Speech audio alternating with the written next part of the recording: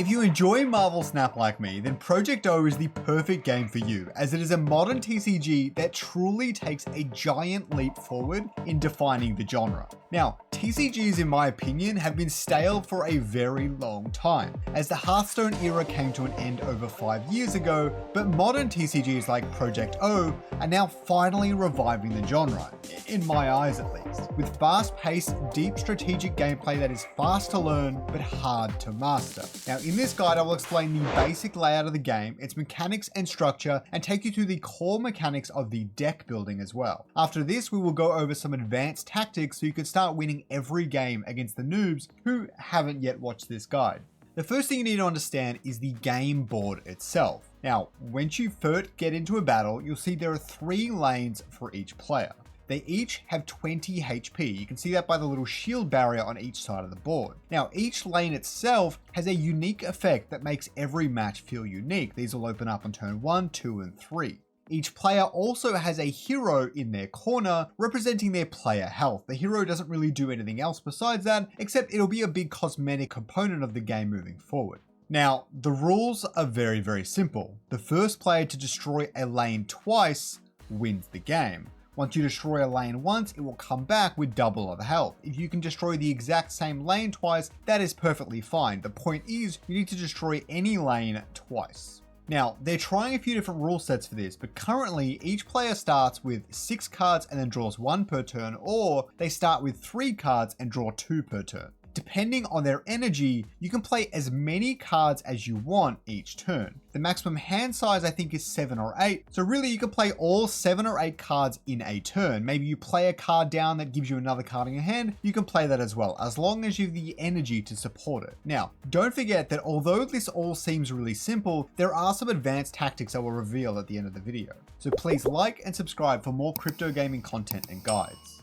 Now let's get into the game itself. Firstly, you'll notice that it has a lot of familiar characters. These are all actually from IP that have entered public domain. For anyone who doesn't know, after something is something like 90 years old, it enters public domain, and the IP is free for anyone to use. It can no longer be protected by copyright. Alice in Wonderland is one of such things. Robin Hood, Winnie the Pooh, and many others are some of the characters that are in the game. Currently it is being built by Kevin Lambert alongside a really fantastic crypto gaming team and a crypto gaming creator called Apix, who's actually really big on the crypto Twitter scene. Now, I've been having really limited playtests so far, and I was lucky enough to be able to get into these playtests. Although there isn't a ton of content available yet, it's got serious polish, plays well, and honestly, it's incredibly fun, and it reminds me why I fell in love with Marvel Snap in the first place, but it's got much deeper strategy into it as well. It's a little bit closer to a traditional TCG in some of the other ways it plays outside of Marvel Snap. Kevin has also promised me that when the game is fully released, card acquisition won't be god-awful like in Marvel Snap. I'm looking forward to seeing what they do on that front. Now let's move on to the mechanics of the game itself. There's a few really key things. Firstly, both players actually play concurrently at the same time. You both make your actions, and depending on some different rules of the game, they resolve in different ways. So every action resolves in 3 phases. When at the start of your turn, before you play everything, the zone will actually reveal for zone 1, 2, and 3. On turn 4 onwards, there is no zone reveal at all. During this moment, you play all your cards and so on and so forth. Now, the card reveal, after you've played all your cards onto the board or use spells, for example, to cast onto different things, the cards will reveal in a specific order. Now, the current winner actually reveals their card first. If you're winning 3 lanes, all 3 lanes, your cards will reveal before your opponent's. If your opponent is winning, say, 2 lanes and you're only winning 1, then their cards will reveal first. This is actually really important because your card might reveal and say, destroy a minion on the opponent's side of the board.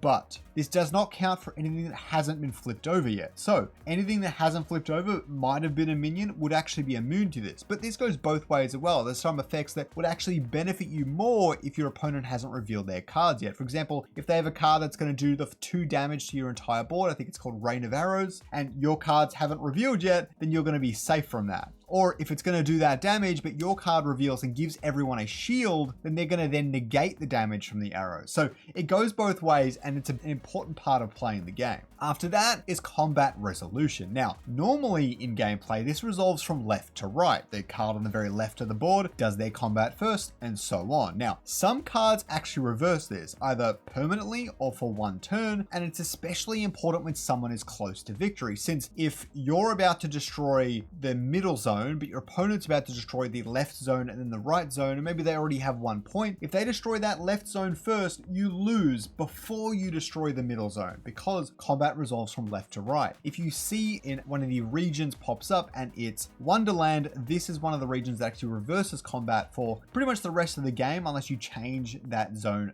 again. Now let's have a look at the cards. So the cards only have a few attributes. First, they have their attack on the bottom left-hand corner, HP on the bottom right-hand corner. When this reaches 0, the card is sent to the graveyard, obviously. And the top left is the energy cost to actually play the card onto the board. After that, you also have a description of the card's effect, which tends to fall into one of several archetypes. Here are all the card archetypes you need to worry about, and there are probably a few more than that, and more that are going to come in the future as well. These archetypes also largely control an individual player's strategy. They're probably going to build their deck around something like this. First, we have On Reveal, which activates something the moment they are flipped. On Death, which activates when they are defeated. Ongoing, which has a persistent effect while the card is in play. Movement, which gains bonuses when they move around on the board. Defender, which redirects all attacks to themselves in that zone. Shield, which negates 1 instance of damage. Trample, which does extra damage depending on basically attack minus health to the enemy generator. Snipe, which also deals damage to the enemy generator regardless of the outcome of the combat. And spells, which aren't placed on the board per se, but you use them to directly affect either your or your opponent's minions, generators, hero, whatever you want to call it, okay? Now after that, we move on to deck building. So let's get you started on building your very first deck in Project O. Now, decks are generally built around an archetype such as On Reveal, Ongoing, or Movement. I personally really love movement decks, always have. Every deck can have 1 legendary card in it at maximum, which is typically a core component to the deck strategy. However, it's quite unlikely you'll actually draw this card during play. Well, I don't say unlikely, it's more like a 50-50 shot. Not a chance.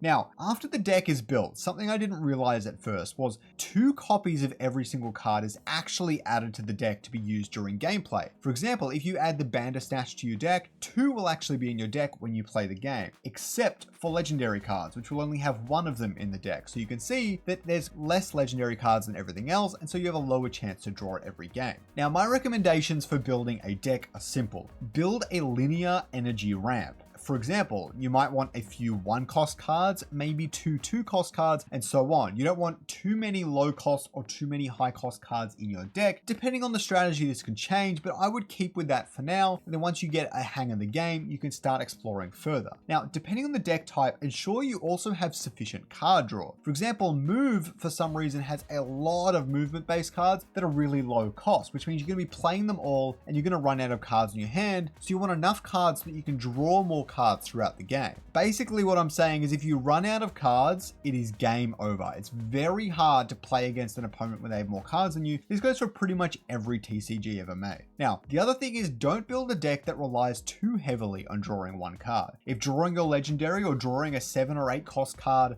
while you're playing the game is how you're going to win, then you're probably going to have a bad time. Now, it's important to have a win condition in your deck, but make sure that you have 2 or 3 backups just in case. Now for some of the advanced strategy. Once you have your deck, you are ready for PvP. The number 1 mistake I would make sure to avoid is not adding a win condition to your deck. The Bandersnatch is one of the most popular win conditions because if the enemy generator has, say, 4 or 5 health, the Bandersnatch has, I think it's 8 attack, it's basically guaranteed 3 damage. It is very difficult to move a card around in a way that would allow them to change up their strategy. For example, if you left a 1 attack, 1 health card on their side of the field the entire game, and they had no way to boost it or delete it themselves or whatever, it is stuck there. Your Bandersnatch gets a guaranteed 8 damage by playing in front of that card. So you need to be careful with where you're placing your cards, but more importantly, you need to have win conditions that can exploit the one weakness of the strategy in the game. Another card that's really popular for endgames is the Three Little Pigs, which basically summons 3 trample characters. I really like the Heroic Charge one as well, that gives your entire board trample, but that goes in much more of a specific deck. Now, don't forget, you can also use cards like Lightning to destroy a lane if it has less than 3 health remaining. I do this surprisingly often, like sometimes you need it for control in the game, but I find Black Knight is simply just better. But really, cards like Lightning and Arrows are really important to add to decks if you don't have a good way to clear your enemy's board. In the end, the name of the game is destroying all of your opponent's generators. However, late into the game, each player can play so many cards that this actually becomes really difficult. So having a variety of ways to hit the enemy through a card is integral to winning more often in your matches. I hope you learned something today. Please subscribe if you want to master as many crypto games as possible.